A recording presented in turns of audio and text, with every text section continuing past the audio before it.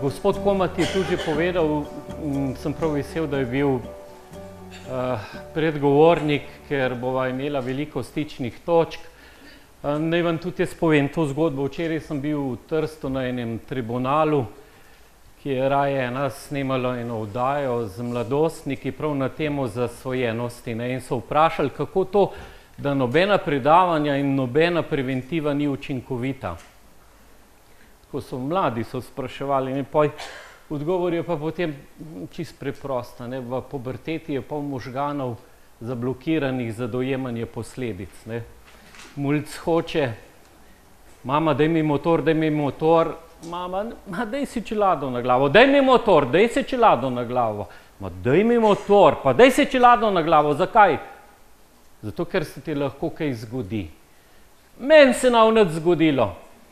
Torej, naši možgani potrebujejo lastno izkušnjo, da se nam nekaj lahko zgodi, nekaj pripomorejo tudi besede drugega, nekaj je pa splet okoliščin, ki se sešteva.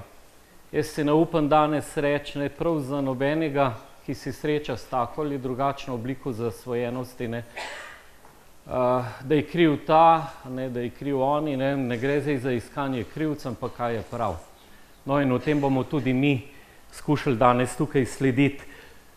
S pomočjo nove tehnologije se učimo, poslušamo glasbo, marsikdo postane viden, zaznaven, prepoznaven, marsikdo postane slaven, marsikdo pa tudi žal propade in celo umre. Vsakdo od nas ima gotovo izkušnjo, da lahko preko računalnika plačamo položnico in ne vidimo, kako naš denar frli na elektropodjetje, vendar položnica je plačana.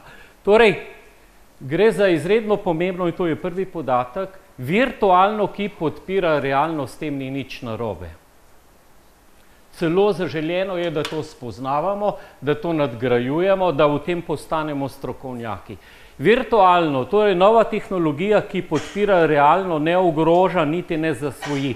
Torej, ko mi delamo s pomočjo tablice, računalnika, pametnega telefona, se v naših možganih sproži proces, ki pripelje do tega, da začutimo občutek naveličanosti, utrujenosti in intenzivno delo s pomočjo nove tehnologije nas nekako utrudi in naredimo sami distanco.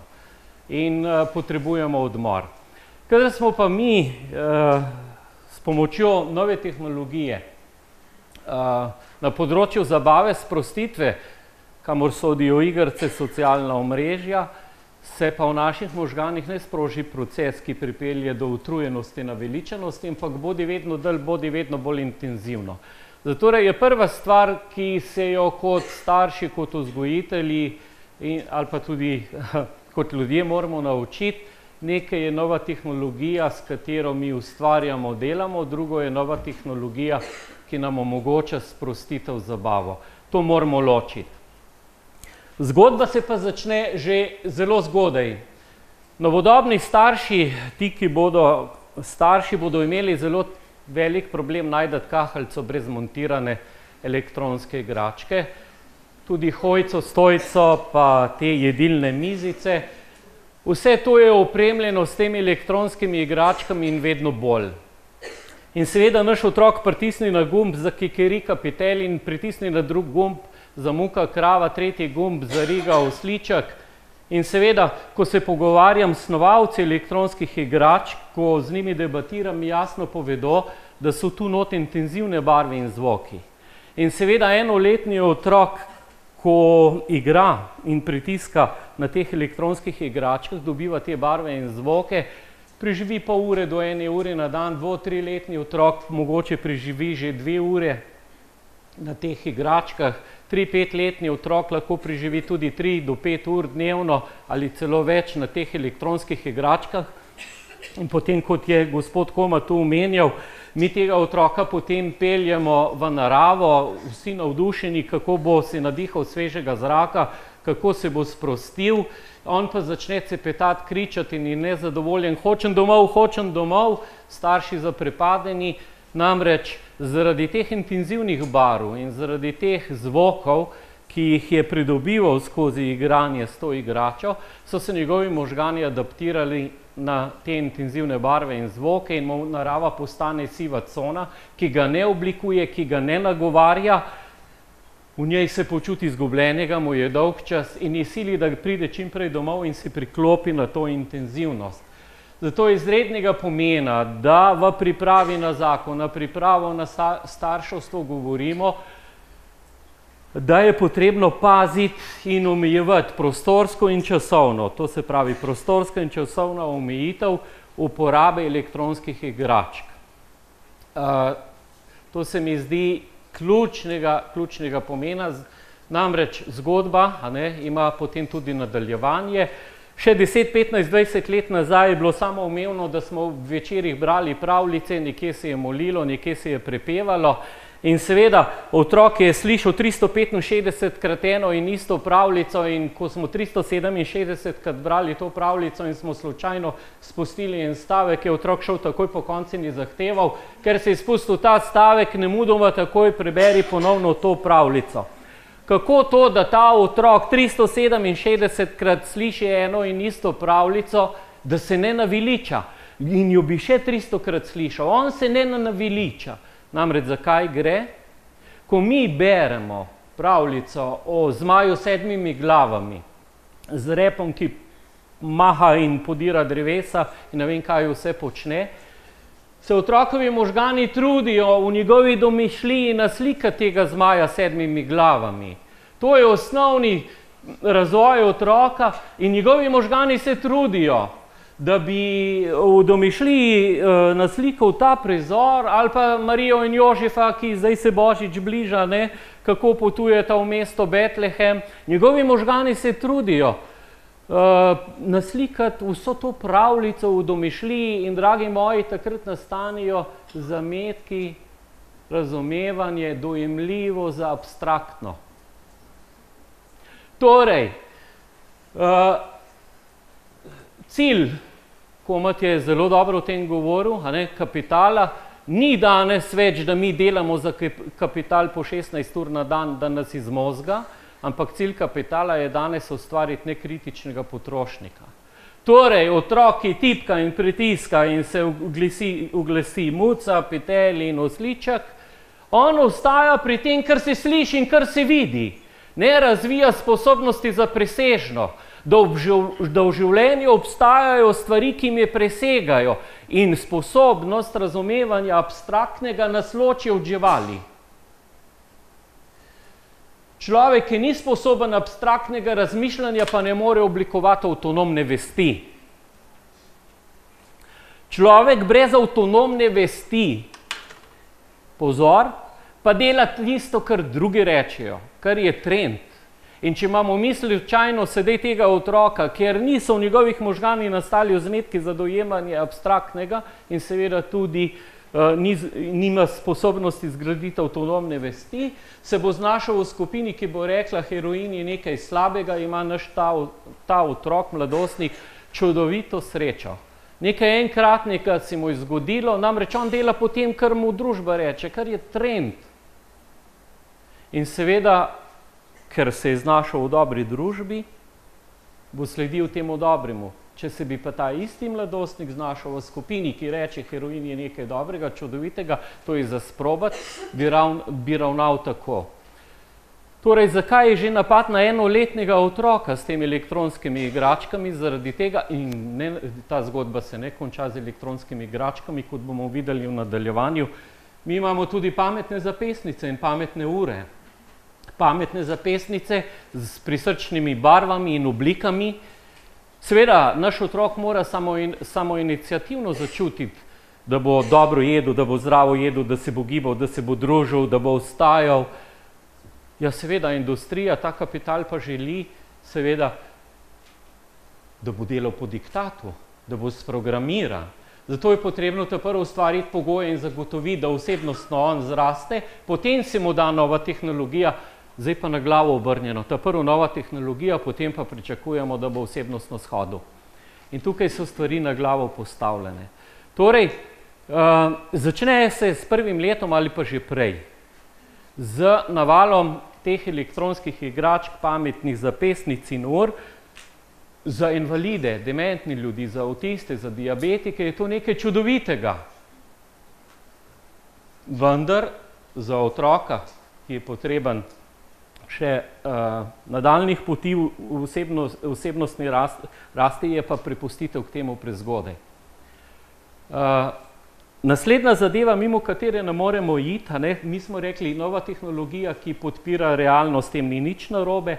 Kje pa je narobe? Nova tehnologija, o kateri je Koma tudi govoril, ki pa vpliva na domišljijo, na dušo človeka, njegov psihični razvoj, so pa lahko usodne zadeve.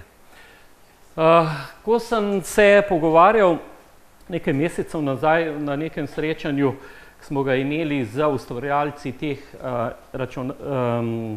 elektronskih igračk in računalniških igric, so opozorili na 3 zadeve. Te računalniške igrice seveda imajo +5, +8, +10, +15, +18, v nekaterih državah tudi +21 omejitve, zato da se starši znamo orientirati in da glede na starost otroku dovolimo, da odigra pač in igra tiste igrice njegovi starosti primerno. In sedaj če se zgodi, da 8-letnik igra igrice odraslega človeka, bo pri 8 letih deležen dražljajev, ki jih je sposoben predelati odrasel človek. Torej, nekdo pri 8 letih, ki je deležen dražljajev odraslega, kaj bo potreboval potem, ko bo odrasel, kakšne dražljaje? Veste, meni so se še leto dni nazaj tudi moji kolegi smejali, ko sem predstavil, da imamo v ambulanti problem zasvojenosti s hitro vožnjo. Ampak jaz danes mirno lahko iz določenih primerov, ki niso številčni, glede na obseg, mi imamo trenutno 223 nekemičnih zasvojencev in 195 kemičnih zasvojencev. Torej imamo nekemičnih več kot kemičnih. Torej, iz vseh teh zadev sem dejansko prišel do tega, da se marsikdaj lahko zgodi, da tisti, ki je bil prezgodaj, po več ur dnevno, leto, 2 izpostavljen tem dražljajem, seveda potem kot odrasel potrebuje dražljaje in mora hoditi po robu med življenjem in smrtjo, da pride v stik z iskrico življenja, zato ker ga običajni dražljaji ne nagovarjajo več. Vse mu je dolgčas, vse mu je brez veze, nič ni privlačno, torej ima globok smisel upoštevati dejansko te omejitve, kdaj otroka pripustiti k določeni igrici. Na drugo zadevo, na katero so upozorili snovalci teh računalniških igric, so sublimalna potalna sporočila v teh igricah. Na začetku so delali eksperimente, domnevali so, če bomo to stvar tako in tako speljali in da bo zgodba šla v to smer, so predvidevali, da bo človek potem odreagiral tako in se bo tudi v prostem času tako in tako obnašal. Torej, oni danes trdijo, da človek, ki igra določeno igrico, naj se bo najstnik, naj se bo odrasel človek, daljše obdobje, bo potem čez nekaj časa, leto, 2, 3, kupoval tak in tak izdelek. To se pravi, govorimo o programiranju človeka kot nekritičnega potrošnika. Potem je, a veste, da smo prvič v zgodovini, in ta civilizacija, to je zanimiv podatek, da več kot 60% otrok danes preživi svoj prosti čas v virtualnem svetu, ne pa v realnem svetu. Pozor, 60% otrok danes prosti čas preživi v virtualnem svetu, ne pa v realnem svetu. In seveda zdaj, če ta naš otrok, mladostnik, igra po par ur dnevno igrice in tam postreli 9 000, 12 000 ljudi v virtualnem svetu in potem starši rečejo, kaj pa je to kaj takega, se v realnem življenju jih pa ne bo toliko pobil. Torej, ne gre zdaj za to, da bo ta otrok v realnem življenju pobijal, gre pa za to, da so njegovi možgani počasi adaptirani na nasilje. To ne pomeni zdaj, zato ker igra te igrice, zdaj bo pa kar on nasilen, pa bo kričal, pa bo druge porival, ampak gre za seštevek okoliščin, kot sem že prej omenil na začetku, za splet okoliščin. Torej, zapusti ga punca, šus dobi v šoli, sošolc ga zeza, doma ga ta stari naderejo, Seveda, ker ima možgane sprogramirane na nasilje in splet okoliščin, ki se okrog njega dogaja, je velika možnost, da bo on odreagiral do sebe, do drugih neprimerno, in če ne bi imel možgane sprogramirane na nasilje, bi odreagiral mogoče bolj znosno, bolj prizanesljivo. Glejte, raziskave potekajo, gre v to smer, da se dokazuje, da imamo mi danes že milijone ljudi adaptiranih, kot je tudi Komat govoril, adaptiranih na nasilje nekritičnega potrošnika in se ljudje tega niti sami ne zavedo, in tudi snovalci elektronskih igračk in snovalci računalniških igric to povedo. Internet ima v sebi paradoks. V realnem času dobivamo podatke o Kim Kardashian z velikimi ustnicami, z velikimi prsmi, mogočno zadnjico, in slovenska najstnica to gleda in jo občuduje.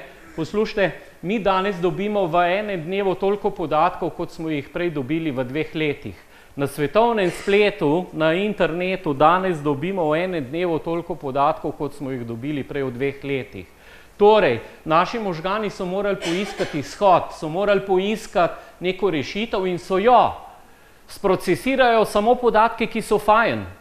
Sprocesirajo podatke, ki ne zahtevajo sprememb, ki ne zahtevajo od človeka neke rasti. In seveda ta Kim Kardashian, čudovita, lepa, z make-upom, z bujnim oprsjem in ogromno zadnjico, ja, tudi jaz bi bila taka, in potem gre to slovensko dekle v DM in tam kupi make-up, ta star dol padek mora 75 € dati za tisti make-up, pobere deodorant, ki drži 72 ur, pa 5 dni se ne umiva. Torej, zdaj imamo pa mi tukaj ta dekleta, ki vse to gledajo, to so lepi podatki, ki jih možgani sprocesirajo. Bilo je pa že moji predhodniki so povedali, samo vztrajni, dosledni in močni ljudje pa lahko pridejo do podatkov, ja, kakšna je pa kemična sestava tega make-upa, tega deodoranta, kaj povzroča. Da ne boste mislili, da imam kaj proti make-upom, deodorantom, nič, imam pa proti temu, da dobivamo tako velike količine prijetnih informacij, da počasi postajamo prepričani, in prepričan sem, da je tudi marsikdo med vami že tukaj, pa ne, da se bi tega zavedal, ki doživlja človeški vonj kot nekaj nezaželjenega, ki doživlja čisti obraz kot nekaj nesprejemljivega. Torej, počasi prihajamo do tega, da bomo izgnali, pregnali ne le vonj po gozdu, kot je Komat govoril, ampak prihajamo v to, da je človeški vonj počasi tudi človeški obraz nezaželen, in imamo dekleta, ki po 2 uri, preden grejo v šolo, delajo make-up, in če slučajno make-up ni tak, kot bi moral biti, ne gre v šolo. In med poukom gre na WC in se pogleda v ogledalo, in če slučajno make-up doma pustila, da se popravi, ne gre brez opravičila domov in popoldne pride tata ali pa mama po torbo, ker jih šla hči domov. Torej, nekemična zasvojenost ne pomeni samo to, da smo mi zatripani pred monitorček, pred tablico, pomeni tudi zasvojenost. V bistvu, če ne dišim tako in ne izgledam tako, nisem sprejemljiv, ne izpolnjujem teh kriterijev. Torej, to so umetno ustvarjene potrebe. Ja, in če smo nekritični in če tukaj nismo dovolj močni, da bi te stvari doumeli, razumeli, kot sta prihodnika tudi povedala, lahko zapademo v umetno ustvarjene potrebe, v ta trend, in sedaj imamo ljudi, ki niso sposobni abstraktnega razmišljanja, ki nimajo avtonomne vesti, delajo, kar drugi rečejo. V zgodbah je govoril Komat. Ana, ko jo vprašam, kako se ti je pa to začela, ta tvoja zgodba, rezala se je želetkami in je rekla, imela sem črn dan in sem na Face napisala, da bi najraje umrla, in potem je elektronski prijatelj odgovoril, ja, kadar imam jaz tak dan, si vzamem želetko, pa se porežem po roki, in če ne zaleže se še po nogi, in potem je fizična bolečina malo večja, kot je psihična, in mi odleže, da je tudi ti tako probaj. Seveda, socialna omrežja so nekaj čudovitega enkratnega. Lahko spoznavamo nove ljudi, nove kulture, se informiramo, učimo, vendar Za ljudi, ki pa osebnostno niso dovolj zreli, ki nimajo abstraktnega razmišljanja in avtonomne vesti, so pa lahko socialna omrežja tudi poguba, poligon smrti. Torej, kako te zadeve potekajo? Potekajo tako, imamo otroka, ki je aktiven na igricah, kar je v redu, in imamo otroka, ki je visoko aktiven na igricah. Filip, ki je visoko aktiven na igricah, pride tata do njega in reče, Filip, naredi to, in Filip reče, bom naredil, čez 5 ur pride tata, ja, zakaj nisi tega naredil? In Filip reče, ker mi nisi nič rekel. Ta Filip, če je enkrat na mesec visoko aktiven ali pa 2-krat na igricah, ni nobena katastrofa. Če pa ta Filip 2-krat na teden, je katastrofa. Torej, če je pa Filip aktiven na igricah in pride tata in mu reče, naredi to in to, Filip reče, bom čez čas. In čez čas gre res dol z igrice, naredi tisto stvar temeljito, umirjeno, počasi, ne misli, kako bi hitro tekel nazaj, celo pozabi, se vključi potem tam na dvorišču ali pa na ulici v dogajanje svojih vrstnikov. Torej, mi ne preganjamo aktivnosti na igricah, pozorni smo na visoko aktivnost pri igricah. Torej, mi lahko omogočamo aktivnost na igricah, preprečiti moramo visoko aktivnost na igricah. Če to spregledamo, je druga stopnja. Druga stopnja pa je, da bo Filip brez cilja in namena na vsake par minut gledal brez cilja in namena, kaj se dogaja na tem telefončku, na tablici računalniku, in seveda zdaj tata tu opazi in reče, Filip, pa kaj zdaj gor počneš? Sej, a imaš kaj za delati, imaš kaj, kakšno nalogo? Ma ne, nimam. V redu, Filip, potem boš pa urce tukaj, zdaj v kuhinji še tule gor na tej tablici, ali pa eno urco glede na okoliščine, potem boš pa to odložil. Lahko me izvižgate, za tem stojim, osnovnošolec ne more biti lastnik nove tehnologije, pozor, nadaljevanje pa je, lahko jo pa uporablja. Namreč v ambulanti imamo 10-11-letnike, ko postanejo lastnik in potem čez celo noč pod polštrom imajo telefonček in so na sceni, ne da bi starši vedeli. Časovna in prostorska omejitev mora biti. Osnovnošolec lahko uporablja novo tehnologijo. Naj se uči ločiti med delom z novo tehnologijo in zabavo z novo tehnologijo. Ne more pa biti lastnik. To je isto, kot da bi jaz mojega pacienta, ki je alkoholik in je vzpostavil abstinenco, in mladostnika, alkoholika zaprl v klet, mladostnika pa njegovo sobo s polno tehnologije in mu bom zabečal, da slučajno naš kaj odprl, ti moraš spati, veš. Dajte, no. Torej, mora biti tudi prostorska in časovna omejitev v obdobju osebnostnega razvoja. Torej, no in zdaj, če to drugo stopnjo spregledamo, ta druga stopnja se pa prelevi v tretjo stopnjo. Ta tretja stopnja pa je, da bo Filip v sebi izoblikoval prepričanje, mnenje, da ga čaka neverjetno presenečenje, da ga čaka neverjetna nagrada tako na socialnih omrežjih, kot pa tudi v igranju igric. In seveda delodajalec pripelje svojega delavca. Eno leto mu že govorim, da ko vozi viličarja, da ne odpira telefončka, in zdaj se mi v skladišču zaletel noter v izdelke, hvala Bogu so zavarovani, vendar vrgo ga bom iz službe, če ne bo zadeve obvladal, zato smo ga zdaj privlekli klele k vam, se mi smili, lejte, dajte mu pomagati. Ne boste verjeli, marsikdo ne zmore utegnitvenega dražljaja premagati, raje zapusti ženo, raje izgubi službo, kot da bi se odpovedal neverjetnemu presenečenju, ki ga čaka tam. Ta utegnitvena bolečina je zelo huda zadeva, tako kot pri kemičnih. Mi ne kemične zasvojenosti v našem okolju še vedno podcenjujemo, ampak so kar močne. Nedolgo sem obiskal kolege v Zagrebu in sem videl to zadevo, so korak pred nami, čeprav smo mi začeli prvi. Moram se pohvaliti, naša ambulanta v javnem zdravstvu je ena prvih, celo v evropskem merilu, ki se je začela ukvarjati z nekemičnimi zasvojenostmi, drugo so privata. Zdaj so te 4 stopnje, na katere bi... No, in seveda ta delavec je sedaj pri nam v obravnavi in seveda se trudimo ta utegnitveni sindrom predelati z njima.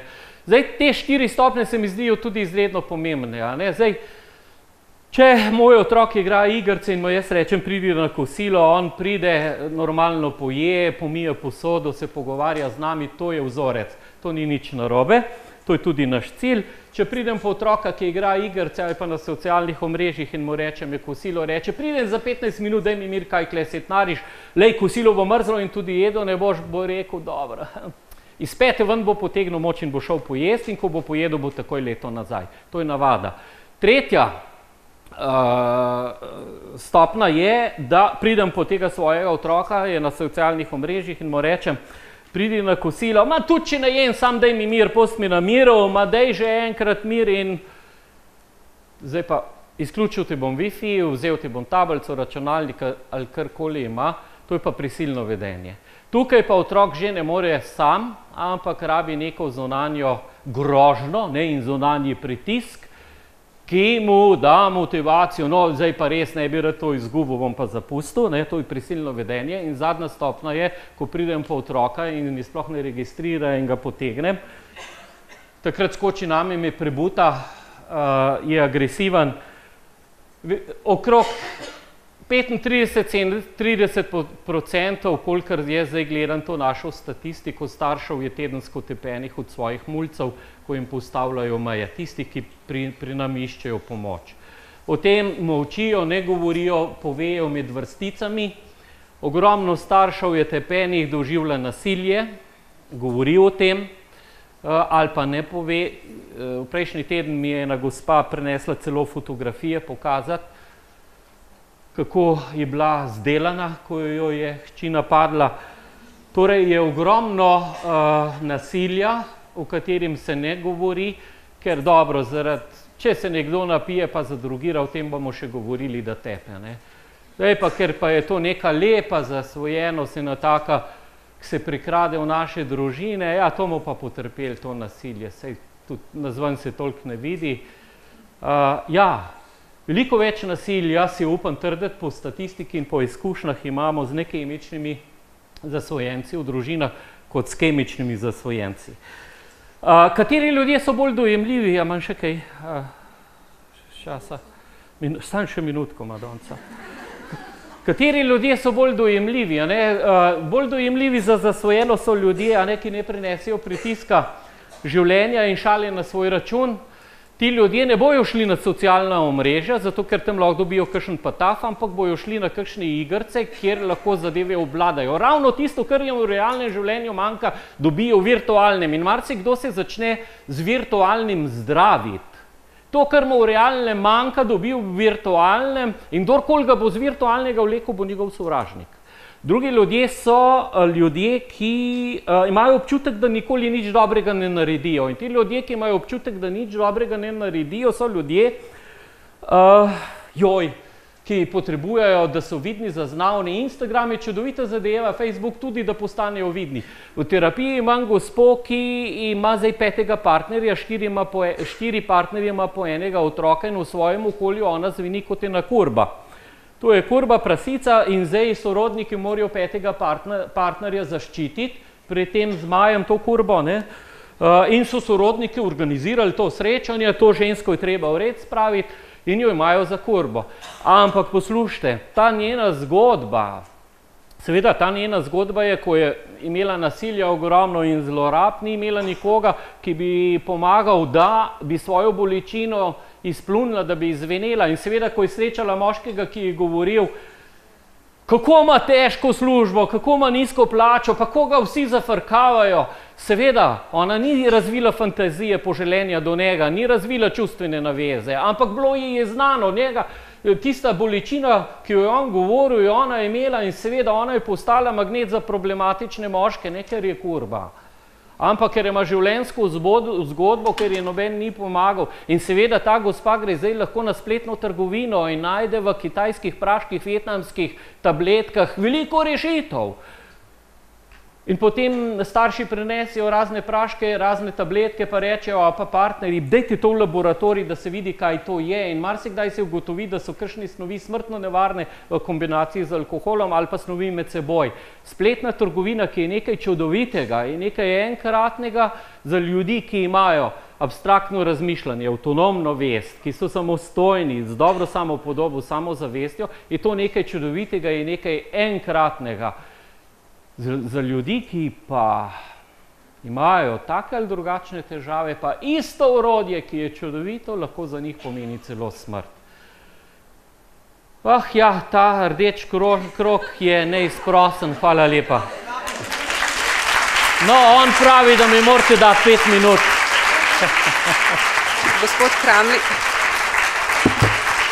Gospod Kramli, hvala lepa.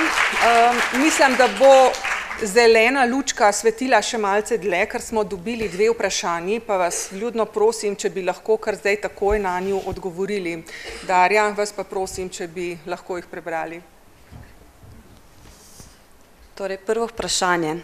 Kaj vi mislite o tem, da partner, mož vsakodnevno 3 ure nameni gledanju TV-ja in sedenju pred računalnikom in otroci to gledajo? Mama se trudi, da so otroci čim več zunaj, stran od vseh naprav, pa vendar je vedno slišati stavek, ati pa lahko gleda.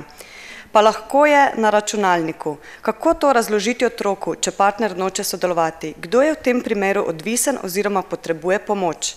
To je prvo vprašanje, pa še eno vprašanje. Kako preprečimo, da iz nizke intenzivnosti, se pravi rabe ekranov oziroma sedenja za ekrani, v visoko pri igricah? Torej, kako preprečimo, da gre iz nizke v visoko? Hvala lepa. Ja, zdaj teh družinskih primerov je ogromno, ne. Zdaj, časovna in prostorska omejitev, jaz vam bom tudi tako rekel. Velikokrat tisti, ki ima velik problem, noče na terapijo priti. In jaz vedno rečem, pridite pa sami, kajti tisti, ki ostane doma, opazuje, kaj se dogaja s tistim, ki hodi na terapijo. In velikokrat, ko on to opazuje, pa je sam da pobudo, tudi jaz bi prišel.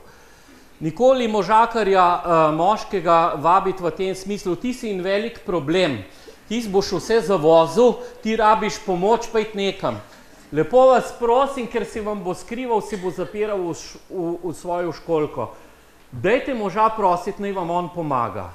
Naj vam on pomaga, naj gre on skupaj z vami, zato da vam on pomaga, da boste lažje preživela in razumela to zadevo. In potem je naloga terapevta, da ga bo vzel v roke in mu bo probal počasi, seveda mora biti pa terapevt tukaj izurjen. Zdaj imam jaz eno družino iz Ljubljane, ki so se samo čudili, zakaj vse naročam po parih. Zaradi tega, da tisti, ki so problem, vidijo, da so aktivni tudi tisti, ki niso problem. Zato, ker pa je tisti, ki je problem, težko najde razlog, jaz pa nam več hodil, pa nam napredoval, ker oni pa intenzivno sodelujejo in se potem o tem tudi pogovarjajo. Torej, dajte proba tega možakarja zagrabiti, daj mi ti pomagaj.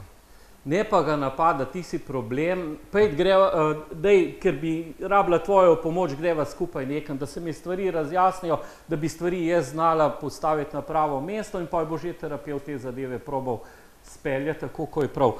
To je ena taka zadeva, ki ponavadi deluje. Seveda, zdaj, če se pa nič ne da narediti, jaz bi tisti, ki ima ta problem, naj mi poišče, pa bi raje individualno, zato ker bi rabo še malo več podatkov. Mi komod poišče, bom tudi potem še ostal nekaj časa tukaj, da mi kaj več pove, ker zdaj bi rad vedel tudi malo o otrocih, koliko so stari in malo bi rad to dinamiko poznal. Druga zadeva, pri visoko aktiven pa aktiven, kako zdaj to doseči. Poglejte, gre že za to, da od samega začetka, preden otrok dobi uporabo novo tehnologijo, da si zmenimo za pravila, ne kasneje, ko že dobi. Torej, ta pravila morajo prej obstajati, preden on to dobi in se dosledno tega držati. Družinska pravila so torej v dnevni sobi, potem tudi v kuhinji, kjer so skupni prostori, se on lahko novo tehnologijo uporablja. Kadar dela za šolo, mora povedati, preden dela za šolo, koliko časa predvideva, da bo delal za šolo, kaj bo delal, vmes ga pridete pogledati, da vam pokaže, na koncu izdelek morate videti. Za zabavo, za sprostitev mu poveste pol ure do 1 ure in to se dosledno tudi držite.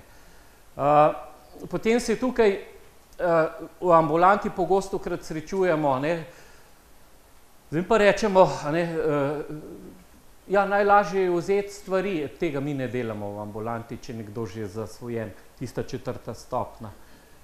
15-letnica je rekla, jaz sem kar ubila, če mi vse to vzamete. No, ona je to tudi resno mislila. Torej, zdravljenje ni tako, da bomo mi nekaj vzeli, ampak da bomo nekaj življenju dodali. Tukaj pa mora imeti družina kapacitete, da se lahko življenju nekaj dodaja. Torej, mi prvi korak je, da probamo doseči to, da vsaj izenačimo. Kolikor si fizično aktiven in si aktiven v svojem okolju, toliko bod pa potem tudi gor. Da vsaj neke okvirje začnemo sprejemljive zanj postavljati. Ni nujno, da uspemo tukaj, to je naš cilj, da neke okvirje postavimo. Tukaj nisem omenil tudi izredno pomembne zadeve. Bralna kultura, v kateri je on rekel, Komat je uporabil stavek veliko branje. Ko se naš otrok uči brati, ta prvo črkuje A, T, I. On vidi vsako črtko posebej, šele potem stavek. To se pravi, brat, brat, brat. Zakaj? Zaradi tega, ko otrok bere, se njegovi možgani tudi usposabljajo za pridobivanje znanja, abstraktnega razmišljanja, še preden stavek prebere, ga on v mislih ima ujetega. Torej, veliko knjig, branja, izpostavite bralno kulturo, veliko berete, to je tudi eden od pripomočkov. Tisto gospod ali tisti, ki je pa dal tisto prvo vprašanje, pa se potem lahko vidimo, ker ne bi rad kakšne stvari tukaj le ven kot terapevt streljal, ki se v te drugi zgražali. Ker nekdo, ki živi v drugih okoliščinah, v drugačnih kot ta, ki sprašuje lahko za unega nesprejemljivo, kar bom predlagal. Tako da tu so lahko potem hude zadeve. Ok, je to to.